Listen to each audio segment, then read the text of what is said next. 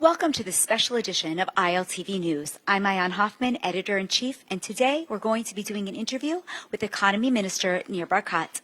Come along and let's hear what he has to say. So, Minister Barkat, thank you so much for meeting with us today. Thank you.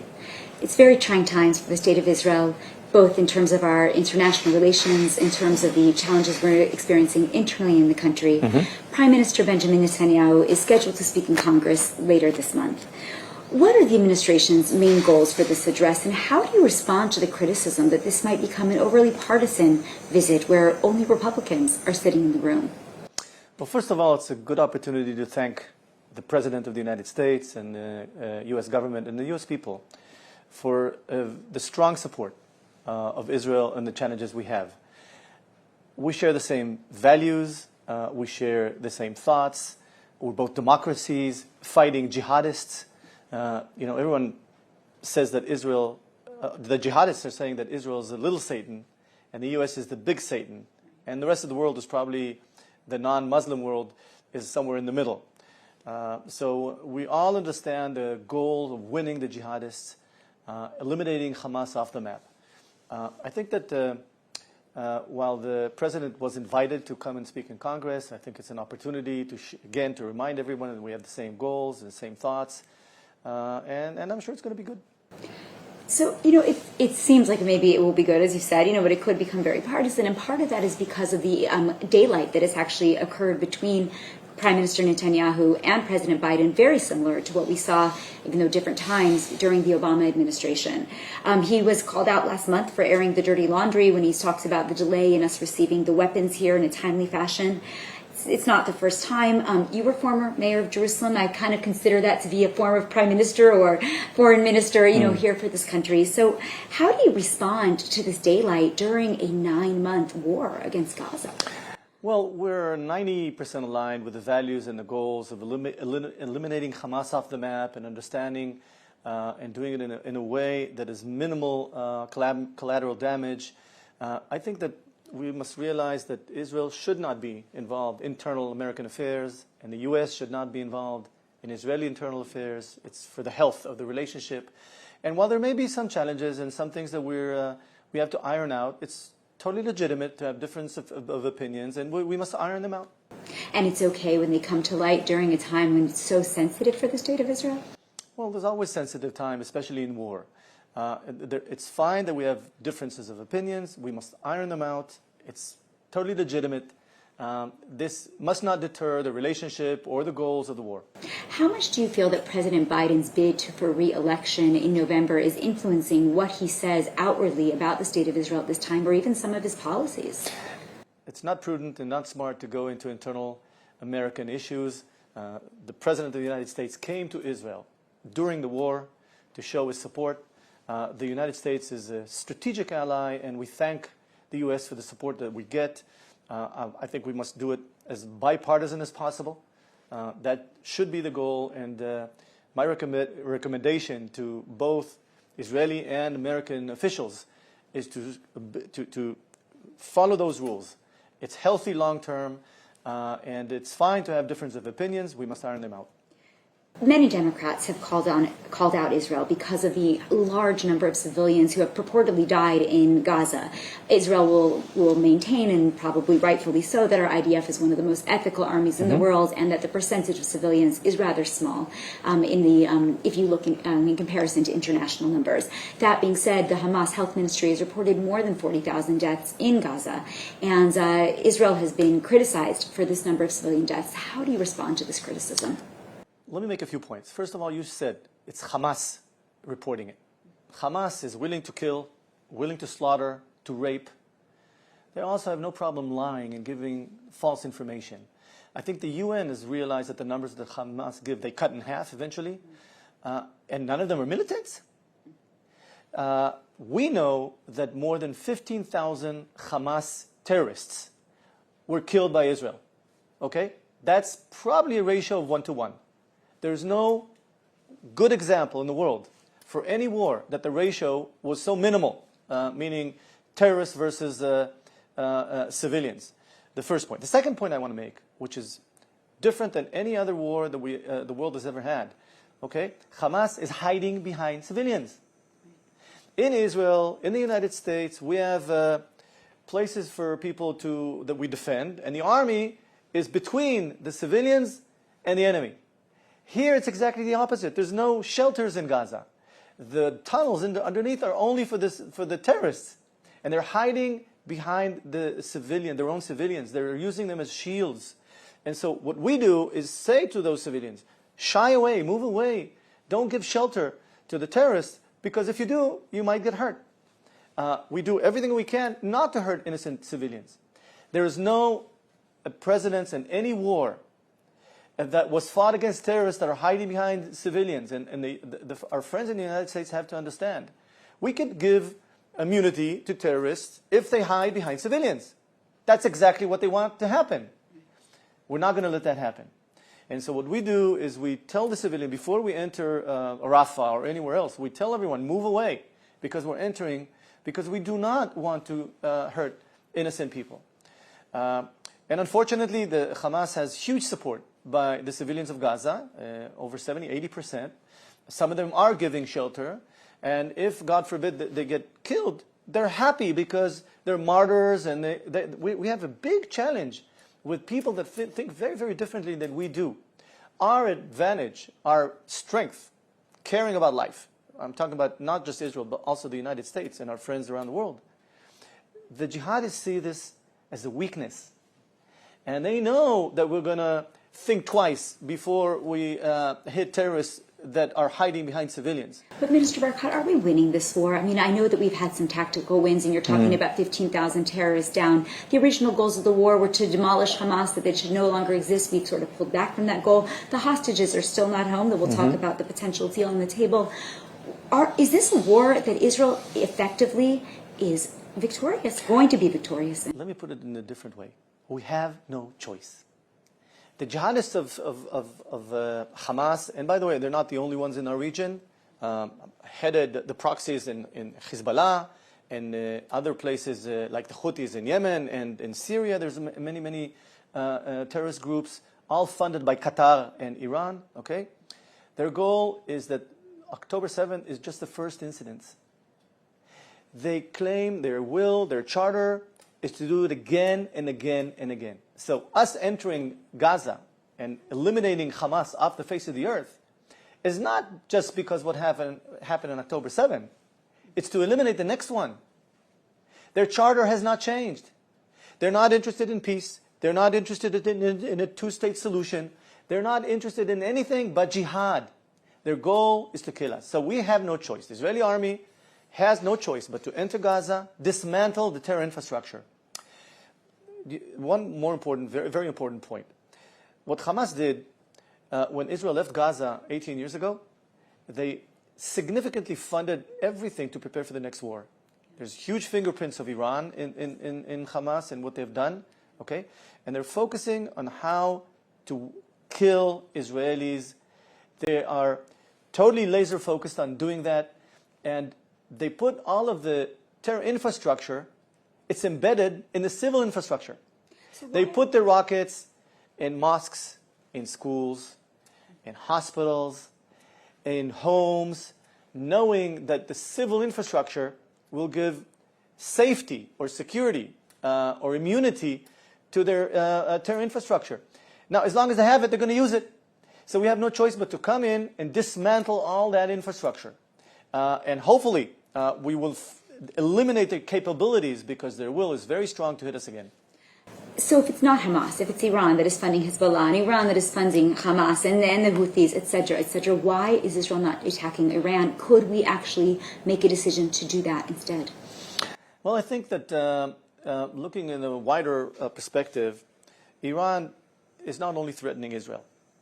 Iran is also threatening the Saudis and the Emiratis and peace-seeking moderate Arab states, Sunni moderate Arab states. The goal has to be to create an alliance, a NATO equivalent, if you'd like, focusing on the threat of Iran. The countries that are threatened by Iran, I mentioned some of them. It's practically the Arab moderate states that are concerned about the Muslim Brotherhood. The Muslim Brotherhood alliance, the evil alliance, is focusing on how to not only eliminate Israel off the map, but to take over and conquer the Sunni moderate Arab states. So we must collaborate together, the United States, Israel, and the moderate Arab states, against that threat. It's a threat that is regional, and that is very important for us to create that regional alliance. The Emiratis, the Saudis, Israel, the United States, and others that I'm sure will follow. I believe that we should follow the concept that President Kennedy proposed in the Cuban nuclear challenge that you had. And he basically said that a missile from Cuba will be answered with a missile to Moscow. Strategically, Iran must understand that they're not going to get away with it. They're using their proxy strategies, their nuclear strategy. They want to create a nuclear bomb in order to use it. They've said so. I believe them. And we must collaborate together with our friends around the world to make sure Iran does not get their way. Not to eliminate Israel, of course. We will never let that happen. But also not to expand their evil influence around the region in the Middle East in general. Now, there's a hostage deal on the table. Today, in fact, this week, we are going to have an Israeli delegation there negotiating, hoping to get something signed. Some of the rumors were that actually these moderate Middle East countries, the Emiratis, helped to pressure this time Hamas, and it's hard to get this moving forward. Do you believe the hostage deal, A, should be signed, and B, do you believe that it actually will be signed? I think that the details are very important here, and they must not be discussed at this point publicly. The world has to put huge pressure, not on Israel, but on the bad people, the ones that took hostages from their homes with pajamas. 9 months, we have 120 Israelis in tunnels. In civilian homes in some cases. In terrible conditions, in captivity. Nobody knows what their situation is. The Red Cross has no ability to check them out. It's totally crazy. What would any other country do with 120 hostages that are kept in dungeons, in terrible conditions, and God knows what happens to the women there, and to the children, and to the men. From the rumors and what we've heard from people that came back, not from rumors, sorry, from evidence that people that came back, we heard terrible things. We will do everything we can to bring them home. Why haven't we gotten them home yet then? I mean, 9 months into this war, as you said, terrible conditions. The IDF and the government has come out and said probably at least close to half of them are already dead. Why didn't we go in a week later and get them? Why have we not pushed harder? Why didn't we stop the war to get them back? We're talking about psychopaths that have come into Israel, created the worst atrocities that we've ever seen since the Holocaust. Raped, killed, took people to... It's totally crazy what they've done. I think the world knows what has happened on October 7th, and if you don't, go and see the videos they took themselves, and they were proud of what they've done. The terrorists, the crazy terrorists, the psychopaths. And negotiating with psychopaths that don't give any value to life. They don't treat the hostages like we see them, as people, as friends, as family. They see them as, I don't know, elements to negotiate with Israel and get what they want.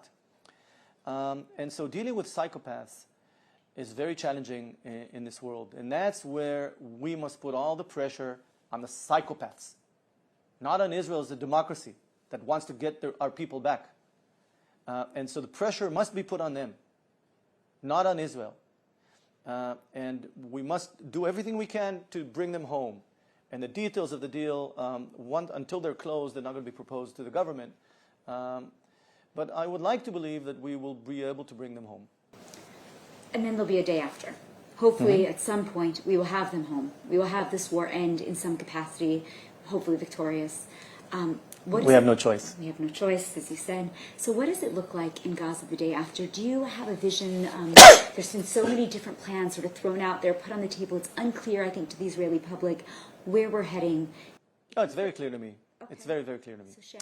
The Gazan people, like the Palestinians in Judea and Samaria, have to decide, do they want to look like Gaza or Dubai. The people of Dubai, which was an autocracy, by the way, it's a tribal-based governance structure, decided to create peace with Israel in the Abraham Accord. They changed their education system, not to kill Jews. And when I was there a few months ago in the World Trade Organization meeting, I felt extremely comfortable going there. Their biggest enemy is the Muslim Brotherhood, the alliance with Qatar and Iran that are threatening them and threatening the Saudis. Okay? But look at Dubai. Look at Abu Dhabi. Look at what they've done. Their seek for peace has created strategic relationships around the world, and they're focusing on building and developing and economy and doing good for the world. They're one of the biggest traders, and we see them as strategic partners. We have real peace with them. The people in Gaza have to decide, do they want to continue creating tunnels and preparing for the next jihad, or do they want to collaborate and live side by side to Israel? As long as they don't recognize Israel, any penny given to them, they will build more tunnels to kill us. Therefore, they must not get any capabilities to redo what they've done in the last 18 years. If they recognize the state of Israel and they want to collaborate and have peace with us, we'll find a way to live side by side in a way that eventually could enable them to focus on their economy. But it's not going to happen with Hamas. So do you believe So we have to eliminate Hamas off the map, and we're going to propose to the Gazan people, you decide if you want another Hamas, you're going to end up the same way. If you want to focus and become Dubai, go and speak to the Emirates, speak to the Saudis, and we'll help you get help. But until you decide if you're seeking peace or war with Israel, that decision is within the people of Gaza. They have to decide that. And by the way, there's not a big difference between Gaza and the Hamas and the Palestinian Authority. The charter is the same charter. The Palestinian Authority also has to decide. Do they want to peacefully live with Israel, or do they want to, as I say, a two-state for the benefit of eliminating Israel off the map? We will never do a deal where, if you're a business person and somebody comes to you and says, hey, I want to take you out of business, but let's do something together. Anybody crazy enough to do business with somebody that wants to eliminate you off the map? So they have to change their course, their strategy, their vision, to collaborate with Israel for them to succeed and be and to live side by side to Israel. And you believe that the world will back this up, that they'll say, well, we're not going to properly rebuild Gaza unless they effectively recognize the state of Israel?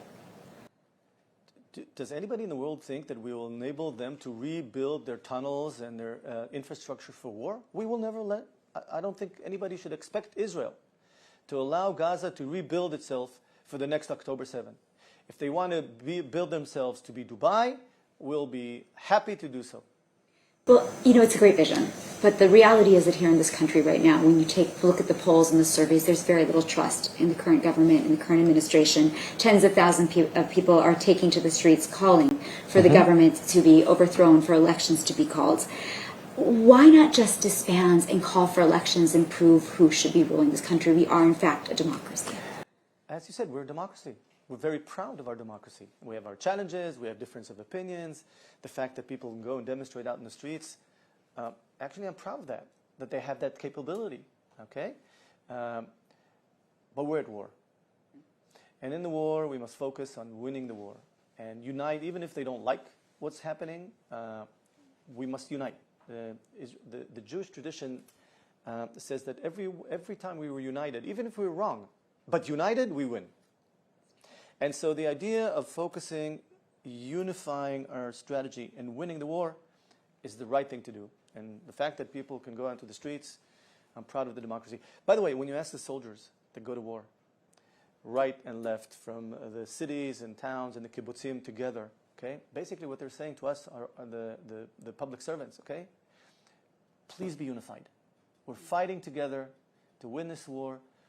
Be unified. Don't, even if you have difference of opinions, that's fine. Unify the country for the benefit of winning the war. That's what they expect us to do, and that's, at least myself, I would do everything I can to maintain that unity for the benefit of winning the war.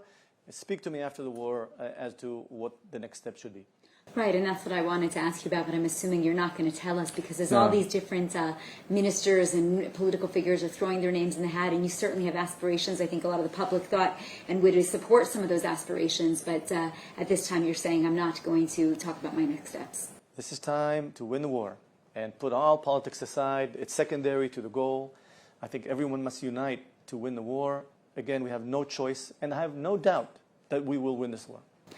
When do we get to do the investigation? When do we get to understand what really happened on October 7th? When I myself, as a journalist, was down in the South within a day of this going on. It was mass chaos, and it was chaos on all levels, on the IDF and the government and the people. It was a polygon in this country, and a very scary and dangerous polygon. When do we get to know? October 7th was the biggest disaster Israel had since its inception in 1948. There's going to be time to investigate. I want everybody involved to focus on winning the war. No energy right now should be spent on anything else but winning the war. There's going to be enough time. To a father who's lost their daughter on an army base. The war's not over yet, and we must win the war, and then all the interrogations and everything will be done. You think people will go to jail? That's not. I'm not into this right now. Honestly, I want to focus on winning the war. If people start thinking what could happen if A, B, and C happens, they're going to be defocused, and this is not time. We must support our soldiers, our government, and the decision makers. We must support them for good and for bad, for the benefit of winning the war. And then there's going to be time for everything that you've asked. So let's move to the economy. That's actually your core role right now. And we celebrated this passage of the what's good enough for Europe is good enough for Israel last week. But then it sort of got derailed a little bit, and the Knesset's Economic Affairs Committee said it didn't really Totally match. not true. Okay, so explain to us what is going on with this. Yeah. I'm focusing on creating what's good for Europe is good for Israel to have wide acceptance. And wide acceptance means that you go and listen to the opposition and coalition. There's no opposition to the law. It's by far the biggest reform that anybody can remember. And it stands to really improve our cost of living. Correct? Yes, I'll explain how that's done, but just to give you some wider perspective. And it's imperative. By the way, the deal is that next week it's going to be passed in the committee. Okay. It was intended from the beginning, July 15th, plus or minus that date. And we're going to finish the legislation in the parliament before the end of the month. Amazing. So meaning by the end of July we'll have gone to the second. Yeah, that's the plan, and we're on track on the plan. Okay. So the idea of what we're doing is practically very simple. Right now, the Israeli regulation is really tough and not standard. So the majority of the products sold in Europe don't even enter Israel because they're not aligned with Israeli legislation, the Israeli bureaucracy, okay, and Israeli standards. So what this legislation does is enable anything that is sold in Europe to be sold in Israel. In all parts of Europe.